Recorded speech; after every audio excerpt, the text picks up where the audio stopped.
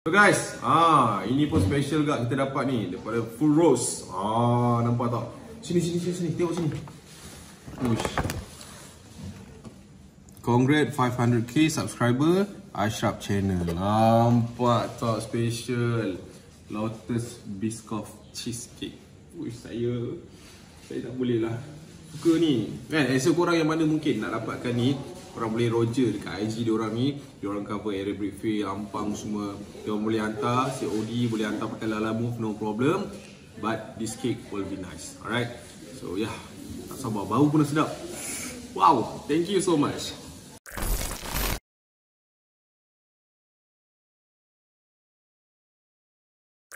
Kalau kita nak cerita pasal Yahudi, apa benda yang ada dalam kepala otak korang? Of course, bangsa-bangsa yang kejam, zalim, yang menganiaya saudara-saudari kita dekat Palestin sana kan. Tapi korang percaya tak kalau Acap cakap yang golongan yang menganut agama Yahudi ni ataupun bangsa ni sebenarnya ada dekat Malaysia, bersepah. Yep. So hari ni kita nak cerita pasal benda tu. Korang stay sampai habis. It's a knowledge for you guys. Kalau orang tanya mungkin kita dah tahu kan. So jangan lupa tekan like, subscribe juga, hit bell notification guys. Kita lain intro macam biasa. Roll it.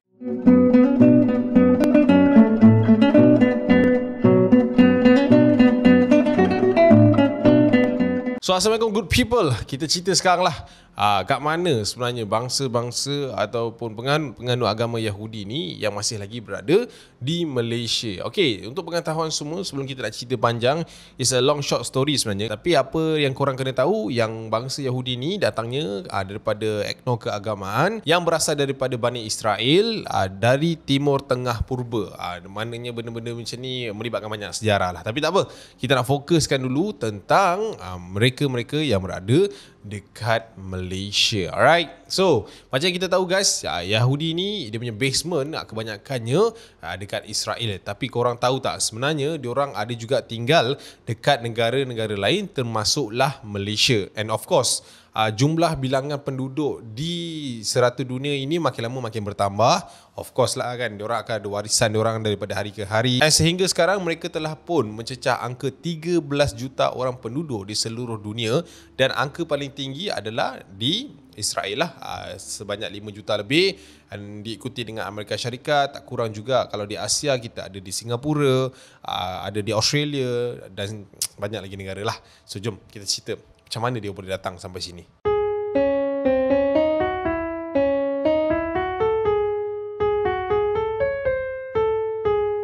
So Acap rasa kebanyakan orang Malaysia ni mesti tahu kan pasal Yahudi yang ada dekat sini. Sebab terdapat beberapa penempatan dan juga kesan peninggalan diorang dekat negeri-negeri yang berada dekat Malaysia. And of course, yang paling obvious sekali adalah dekat Pulau Pinang. So guys, macam yang kita tahu, awal kemunculan Yahudi di Tanah Melayu ni adalah bermula sekitar kurun ke-19. And antara faktor biasalah, kalau orang luar datang sini tak ada faktor lain. Perkembangan ekonomi, tak pun perdagangan. And of course lah ada, orang kata beberapa siri penghijrahan lah. And adalah beberapa faktor-faktor dalaman yang lain waktu tu. Waktu tu, bangsa Yahudi yang berhijrah ke Tanah Melayu ni bukan semuanya berasal daripada Israel. Israel pun tak ada lagi time tu kan. Diorang ni ada juga yang datangnya daripada keturunan Yahudi Seprani, which is Portugal dan Spanyol, Yahudi Mizra daripada Baghdad, Yahudi Hokkien daripada India, Yahudi Ashkenazi daripada Jerman. So banyaklah, dia banyak orang kata apa, downline lah. Maksudnya kalau kau Yahudi, kau Yahudi mana? Dia tak tanya. Dia macam apa? Macam itulah. Okey, pada tahun 1895, orang Yahudi pertama yang sampai dan tinggal di Malaysia, ni nama dia adalah Ezekiel Aaron Menaseh. Daripada Baghdad. Menaseh ni dia mengamalkan kehidupan dan budaya Yahudi selama hampir 30 tahun bersama beberapa orang Yahudi yang tiba kemudian pada masa tersebut. And dia ni antara orang kata apa, waktu tu macam penghulu lah. And antara budaya orang Yahudi iaitu dia orang suka menulis sastra, muzik, suka buat filem-filem yang bertemakan non-religious, tak beragama lah. Okay? Tetapi selepas Perang Dunia yang Pertama, populasi orang-orang Yahudi di Tanah Melayu ni semakin bertambah disebabkan macam aku cakap tadi lah, keturunan, warisan, perkahwinan dan sebagainya. And selepas Tanah Melayu kena serang dengan Jepun pada tahun 1941 dan Perang Dunia yang Kedua pada 1939 sehingga 1945, ada beberapa orang Yahudi yang terbunuh dan ada juga yang telah pun lari berpindah ke Singapura, Australia, Tanah Arab dan juga Amerika Syarikat. Kalau korang nak tahu, semasa rundingan kemerdekaan Tanah Melayu dengan British pada tahun 1955, sebenarnya ada juga campur tangan daripada orang Yahudi dalam rundingan tersebut, and beliau ialah David Marshall yang dilahirkan dalam keluarga Yahudi Baghdad dan merupakan seorang peguam serta ahli politik di Singapura ketika itu. Dan selepas daripada itu, selepas kejayaan kita punya Perdana Menteri pertama mendapatkan kemerdekaan, and menurut beberapa sumber yang lain and kajian yang Acak rasa mungkin orang kata boleh kita ketengahkan lah, dia orang kata lepas dia semua benda tu jadi, dah merdeka dan sebagainya, hanya tinggal lebih kurang 20 keluarga Yahudi sahaja dan beberapa orang pelarian Yahudi dari Rusia yang masih lagi stay dekat Tanah Melayu, mengikut daripada perjanjian-perjanjian yang telah pun ditetapkan oleh Perdana Menteri kita dengan bangsa-bangsa ini pada waktu itu. Tapi kajian ni tak adalah cukup kukuh. Maksud aku numbers tu lah mungkin tak tepat, mungkin slightly 23, 24 family, tapi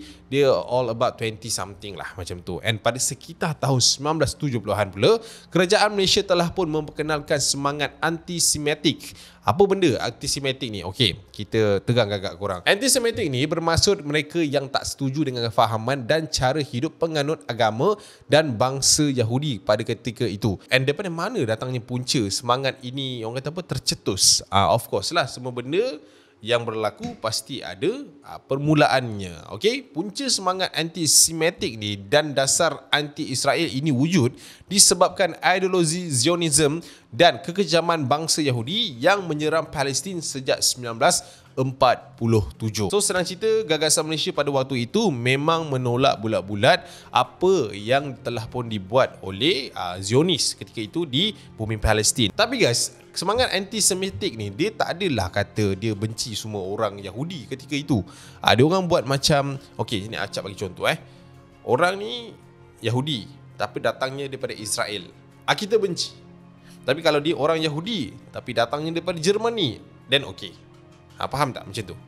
Inilah dia anti-Semitik. Dia orang tak setuju dengan pandangan, ideologi dan cara hidup orang Zionis yang berada dekat Palestin ketika itu. Dan menyebabkan pada waktu itu golongan Yahudi dekat Malaysia ni rasa tak selesa dan terancam, dan majoriti diorang pun mula berhijrah dan menetap di negara lain, antaranya di Singapura, Australia, Canada, New Zealand, United Kingdom dan juga Amerika Syarikat. Dan diorang juga melancarkan lagi beberapa ideologi yang lain sehingga terbentuklah gagasan ataupun negara Israel.